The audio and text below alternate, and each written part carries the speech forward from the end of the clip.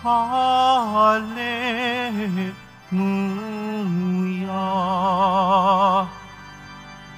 Mula sa Ama si Kristo at naparito sa mundo, nang sa langit dalhin tayo. Hallelujah, hallelujah, hallelujah,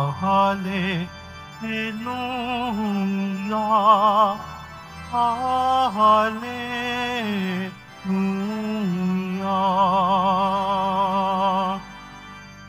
Sumainyo ang Panginoon. At sumayo rin. Ang mabuting balita ng Panginoon ayon kay San Juan. Papuri sa iyo, Panginoon. Noong panahong iyon, sinabi ni Jesus sa kaniyang mga alagad, "Tandaan ninyo, anumang hingin ninyo sa Ama sa aking pangalan, ay ibibigay niya sa inyo. Hanggang ngayon, wala pa kayong hinihingi sa Kaniya sa pangalan ko. Humingi kayo at kayo'y tatanggap upang malubos ang inyong kagalakan. Ang mga ito'y sinabi ko sa inyo ng patalinhaga. Subalit darating ang panahon na hindi na ako magsasalita sa inyo ng gayon. Tuwiran ko nang sasabihin sa inyo ang tungkol sa Ama. Sa araw na yaoy hingi kayo ng Kaniya sa aking pangalan. At hindi ko sinasabi sa inyo na dadalangin ako sa Ama para sa inyo, sapagkat iniibig nga kayo ng Aba. Iniibig niya kayo sapagkat ako'y iniibig ninyo, at naniniwala kayong nagmula ako sa Diyos. Ako'y mula sa Ama at naparito sa sanlibutan. Ngayoy aalis ako sa sanlibutan at babalik sa Ama." Mga kapatid, ang mabuting balita ng Panginoon. Pinupuri ka namin, Panginoong Hesukristo. Magsiyo po muna lahat. Magandang umaga po sa lahat. Hanggang ngayon, wala pa kayong hinihingi sa Kaniya sa pangalan ko. Humingi kayo at kayo'y tatanggap upang malubos ang inyong kagalakan. Salitang nagbibigay sa atin ng pag-asa na sa oras na tayo'y lalapit sa Diyos, lalapit tayo sa Ama sa pamamagitan ng makapangyarihang pangalan ng ating Poong Jesus Nazareno. Sinasalita ito ni Jesus ng patalinhaga, pero gusto niyang liwanagin sa kaniyang mga alagad na ang kaniyang salita ay hindi palaging idinadaan sa pamamagitan nito, kung hindi diretsahang nagsasalita upang turuan ang bawat isa kung papaanong humingi ng tama sa Diyos. Hihingi tayo sa Diyos, magdadasal tayo sa Diyos, una sa Ama, sa pamamagitan ni Jesus at sa paggabay ng Espiritu Santo.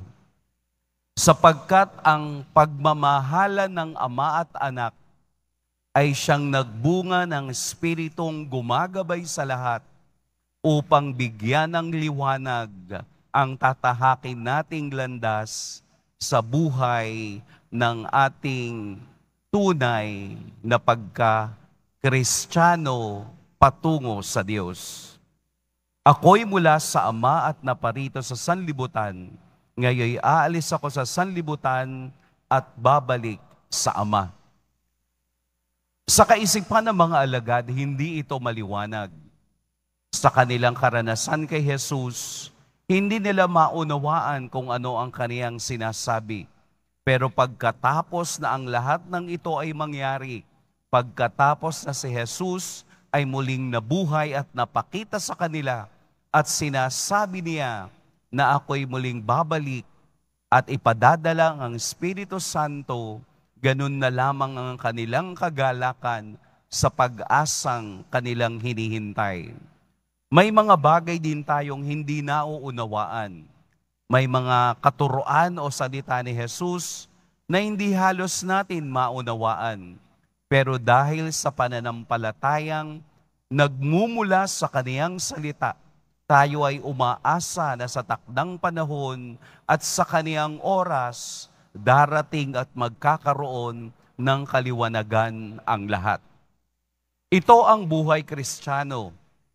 Ito ang buhay paglalakbay dito sa mundo. Ito ang ating tinatahak. Isang daang hindi maliwanag, pero nagkakaroon ng katiyakan kapag ang daan ni Jesus, ang liwanag ng Diyos, si Jesus na siyang liwanag ang nagbibigay ng tanglaw. Wala na dapat ibang gumagambala sa ating paglalakbay, sapagkat sa oras na ito ay muling sinasabi ni Jesus na dadalangin ako sa Ama, na ako ang magiging tagapamagitan upang tayo'y magkaroon ng katuparan sa ating kahilingan. Bakit nawawala ang pananampalatayang ito, gayong diretsahang sinasabi ni Jesus sa ating lahat?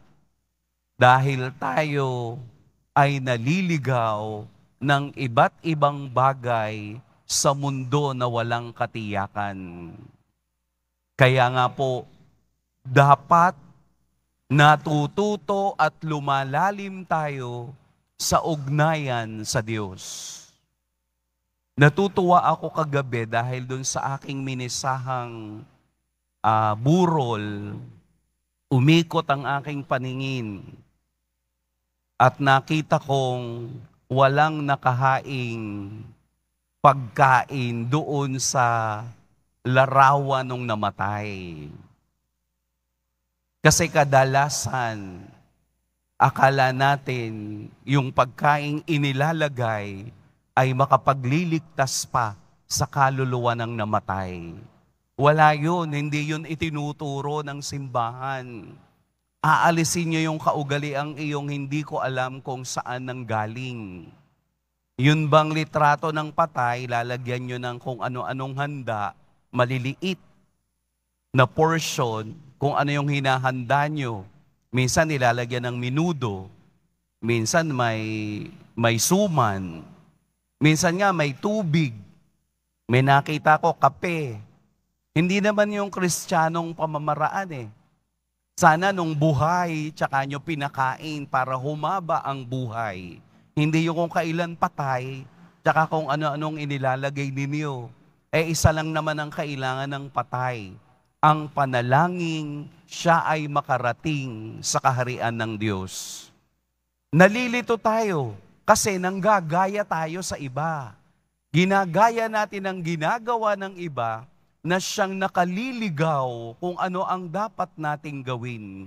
Na ang kahilingang ating ginagawa sa Diyos ay pakikipag-usap na may relasyon sa pamamagitan ng Ama, sa pamamagitan ni Jesus, sa inspirasyon ng Espiritu Santo. Kaya nga baka minsan, kayo rin o tayo rin, pumunta ng Quiapo, nagsimba, paglabas anong ginawa? Bumili ng anting-anting. Hindi naman yun itinuturo sa loob ng Quiapo. Tinuturo ba? Hindi. Hindi nga yun pinapayagan. Masama nga iyon. Dahil iyon ay pag-alis sa kapangyarihan ng Diyos sa iyong buhay. Kapag bumili ka ng anting-anting, isa lang ang ibig sabihin nun. Tinatanggal mo ang kapangyarihan ng Diyos sa iyo. Kaya kahit anong gawin mong panalangin, hindi iyan matutupad dahil may iba kang Diyos. Dahil ang Diyos mo yung hawak mong anting-anting. Nakakita ka, namumroblema ka, saan ka pumupunta? Di ba nagpapahula ka? Kasi gaya-gaya ka sa nakikita mo sa iba. Hindi naman yun itinuturo Hindi itinuturo ang mga bagay na yan. Ang itinuturo ni Jesus sa Ebanghelyo ngayon ay diretso. Hanggang ngayon, wala pa kayong hinihingi sa Kanya sa pangalan ko hanggang ngayon. Ibig sabihin, mali ang ating pamamaraan. Ang pamamaraang sinasabi ni Jesus, magdasal tayo sa Ama sa pamamagitan niya at sa inspirasyon ng Espiritu Santo. Ang panalangin iyan ay simple, pero hindi tayo nagtsatsaga at hindi tayo naniniwala. Wala tayong ibang pupuntahan kung hindi ang pinuntahan ni Jesus ang makiisa sa Ama at makiisa sa kaligayahan ng kalwalhatian ng langit. Kaya po sa araw na ito, muli nating ibalik ang daang ating tinatahak at huwag maging aligaga sa mga bagay na hindi naman tama, sa mga bagay na hindi naman nakapagbibigay ng kaligtasan.